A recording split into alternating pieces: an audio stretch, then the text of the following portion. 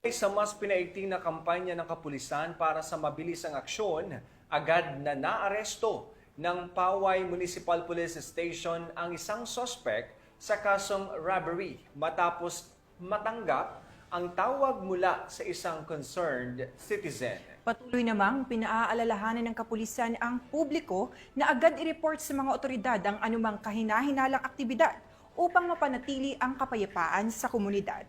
Nakatutok dyan si Police Master Sergeant Robert Abella Jr.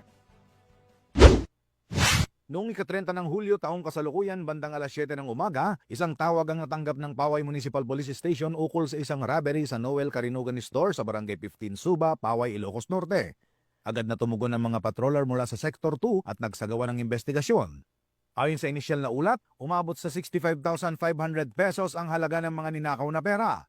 Sa CCTV footage, nakita ang suspect na si Tupi na pumasok at lumabas sa isang sirang bintana ng tindahan at kinuha ang pera. Agad nagtulungan ng mga pulis at opisyal ng barangay sa paghahanap kay Tupi. Bandang alas 7 ng umaga, nahuli siya sa kanyang bahay sa Barangay 15, Suba, Paway, Ilocos Norte.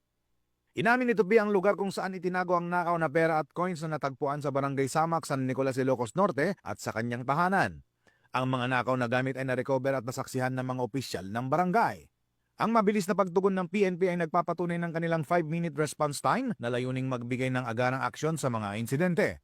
Ang pagkakahuli kay Tupi ay isang halimbawa ng kahalagahan ng disiplinadong pamamahala at mabilis na aksyon ng mga otoridad.